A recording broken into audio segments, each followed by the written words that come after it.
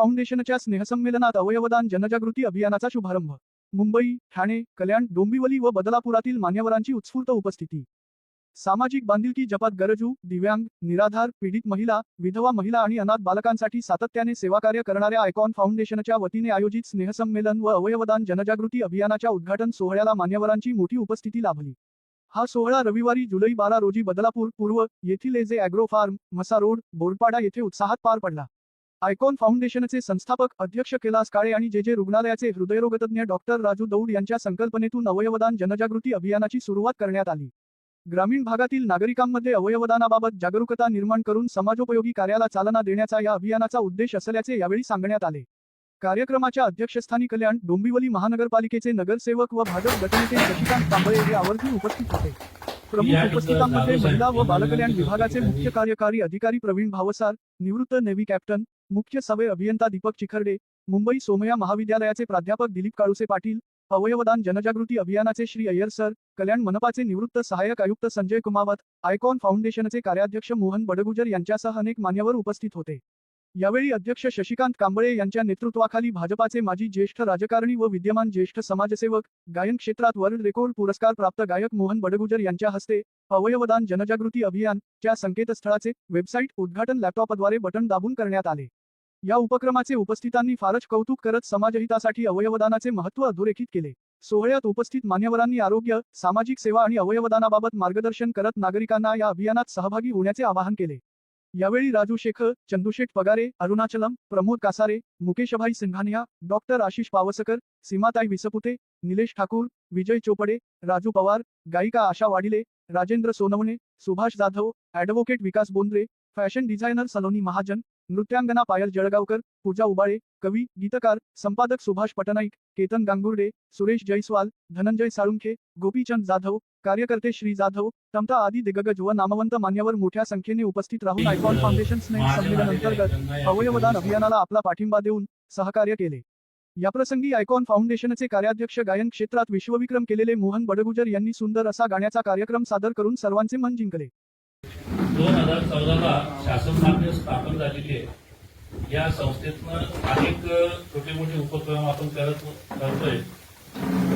जसं सामाजिक असेल, शैक्षणिक असेल, सांस्कृतिक असतील, क्रीडा असतील, आरोग्य असतील, सामाजिक विभागात आपण झाडे, पर्यावरण याची विविध उपक्रम करतो। क्रीडामध्ये आपण कबड्डी, खो खो, कुस्त्या यांचे उपक्रम घेतलेले आहेत।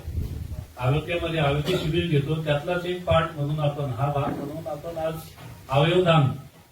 अवयवदानाचा आपण उपक्रम चालू केलेला आहे। सांस्कृतिक मध्ये गाण्याचे प्रोग्राम असतील, या पारितोषिक असेल, बक्षीस असतील, असे गुणवंत विद्यार्थी सत्कार असतील, असे मोहनजी बडगुजर साहेब संस्थेचे कार्याध्यक्ष ते करणार। त्यांनी 400 गाणे तोंडपाठ करून एक वर्ल्ड रेकॉर्ड केलेला आहे। आजपर्यंत अनेक कामे केले, त्यात लॉकडाऊन जो आला, लॉकडाऊन मध्ये संस्थेने आव्हानाचं काम करून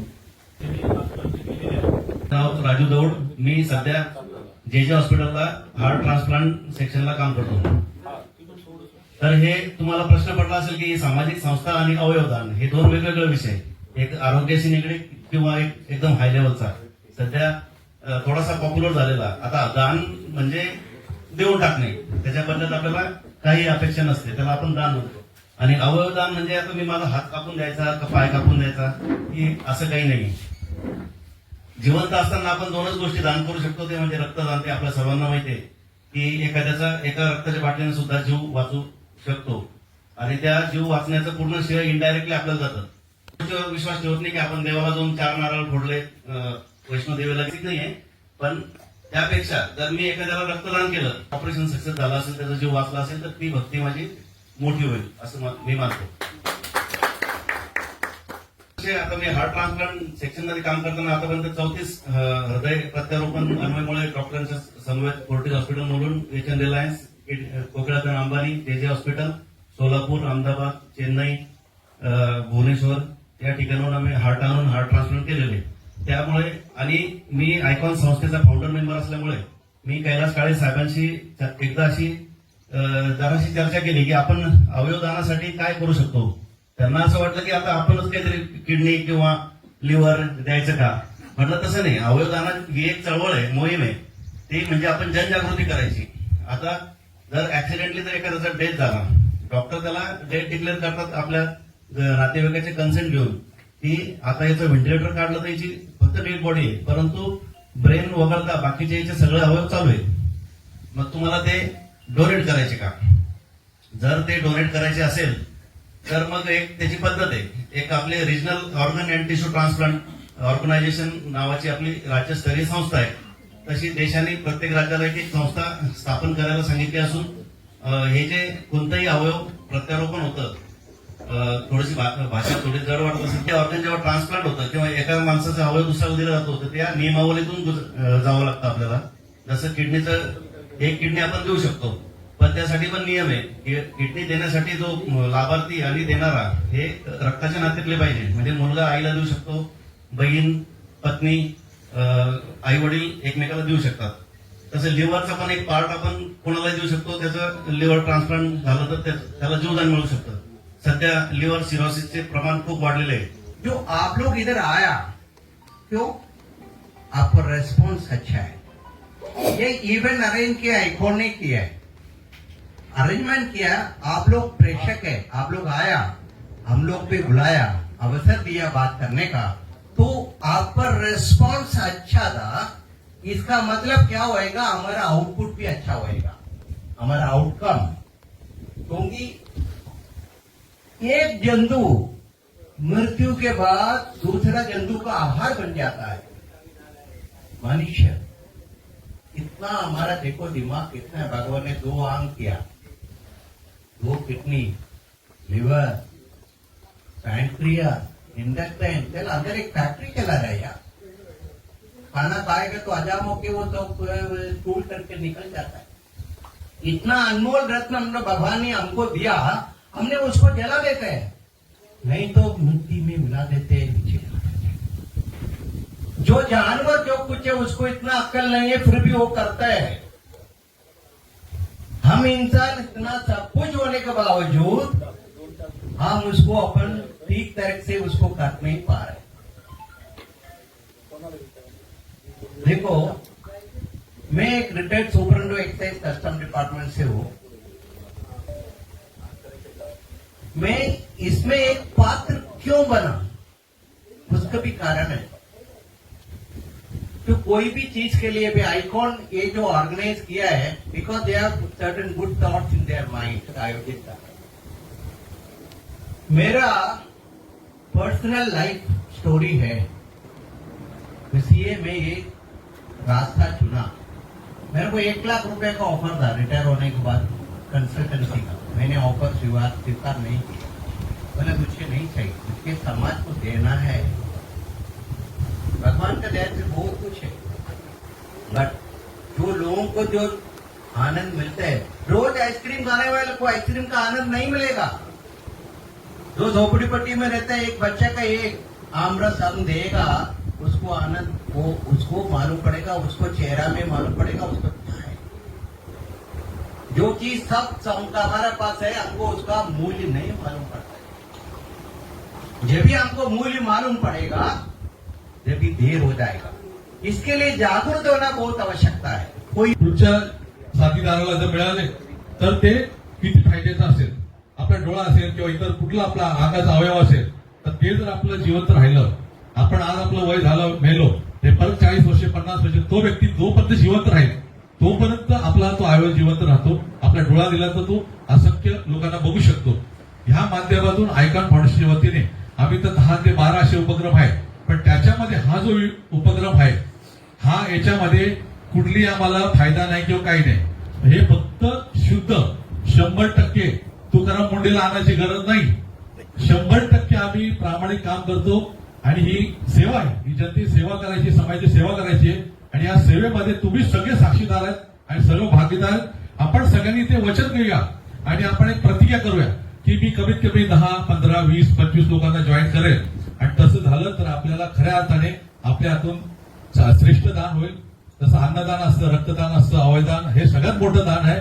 एवढं मी बोलून माझे शब्द संपवतो. फाउंडेशनच्या सिंहसंमेलनाच्या निमित्तानं मंचावर उपस्थित कांबळे साहेब, सर्व मंचावर आयकॉन फाउंडेशनचे सर्व सन्माननीय आदरणीय सदस्य, तसेच माझ्या समोर असलेले सर्व आयकॉनशी रिलेटेड आमच्यासारखे काही स्नेही सुद्धा काही आहेत, त्या सर्वांना नमस्कार. आज खरं तर मी माझं भाग्य समजतो की मला काळे साहेबांनी इथं बोलावलं. 3-4 वर्षापासून काळे साहेबांची माझी भेट कधी झाली नाही, फक्त फोनवरती चालू होतं की भेटायचं.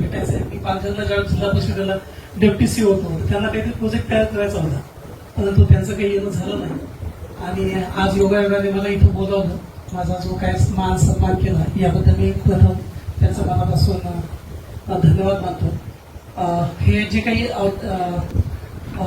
अवयव दानाची जी काही संकल्पना आहे ही खरोखरच खूप मोठी आहे. तुमच्या मनात ही कशी रुजली आणि तुम्ही खरंच चांगल्या पद्धतीने इम्प्लिमेंट करत आहात. नक्कीच आम्ही आमच्या पद्धतीने जे काही तुम्हाला सहकार्य करता येईल ते नक्की करू. मी सध्या मुंबईमध्ये चिल्ड्रन नीड सोसायटी नावाची संस्था आहे, यांच्या शेजारीच आहे. डोंगरी होम जे आहे ते आमचा एक भाग आहे. त्याचे सीएम साहेब अध्यक्ष आहे. माझं ऑफिस माटुंग्याला आहे आणि मानपूरला पण आमच्या साधार संस्था आहे.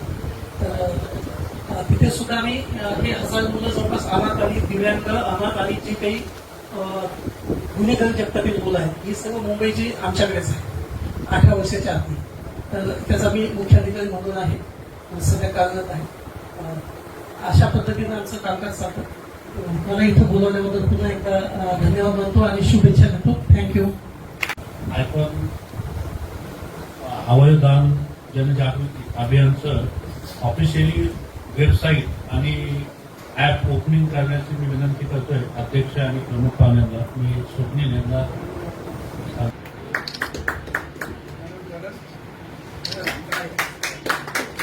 आयकॉनच्या या कार्यक्रमास उपस्थित आपले सर्व व्यासपीठावरील आपले सर्व आदरणीय मंडळी आणि उपस्थित सर्व मित्रमंडळी, खरं म्हणजे खूप नैसर्गिक वातावरणामध्ये आपण या ठिकाणी आलोय आणि सुरुवातीलाच कैलासजी काळे आणि त्यांच्या सगळ्या टीमचं आपण टाळ्या वाजवून मनापासून स्वागत करूया आणि त्यांना धन्यवाद देऊया की अशा एवढ्या चांगल्या कार्यक्रमामध्ये, चांगल्या वातावरणामध्ये तुम्ही बघा ना, असं जगातलं सुख सगळ्यात दिसतं. इकडं बघितलं तर सगळ्यात सुंदर सुख असं जगातलं कुठलं असेल तर ते नॅचरल सगळे हवा घेणं, ऑक्सिजन घेणं आणि निसर्गात सानिध्यात येणं. आमचे मित्र होते, आम्ही तिथून येतानाच गेटमधनच बडगुरू साहेब, हो, गेटमधनच एकदम बोलला, याला जगायचं कसं इथं आल्यावर कळतं बाबा, खूप चांगलं वाटतं जगायचं. तिथपर्यंत आला बरं होतं त्याचं.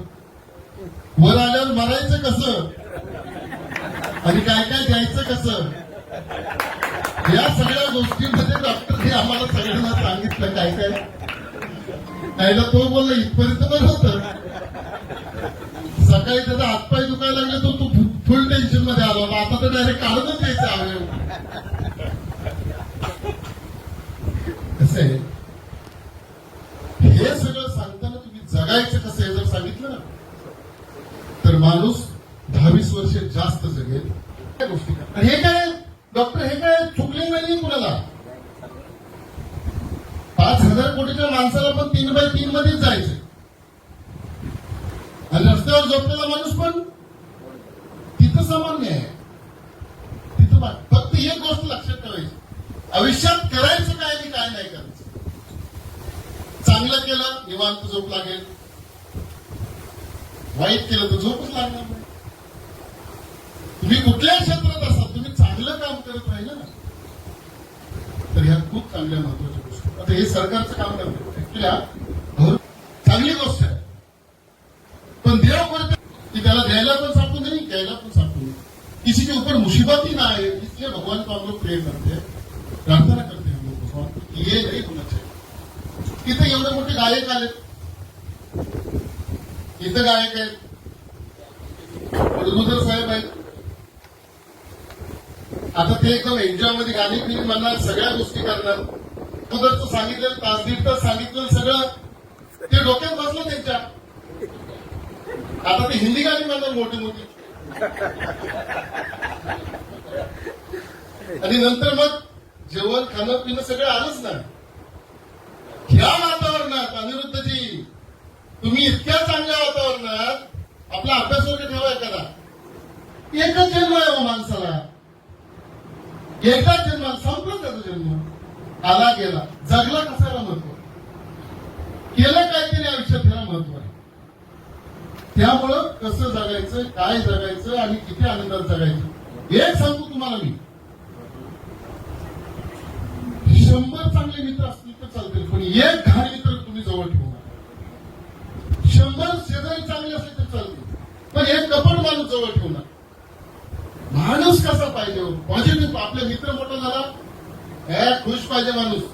आपला शेजारी मोठा झाला, आपण खुश पाहिजे. आपला जवळचा माणूस मोठा झाला, आपण खुश पाहिजेच आहे. तुम्ही जगताय कशासाठी हे तर सांगा. रोज 2 लाख रुपये कमवतो, झोपच लागत नाही. तुला काय चुली झालं तुझे, तुला झोप तर लागली, तुला गोळ्या घ्याव्या लागतात झोपेच्या.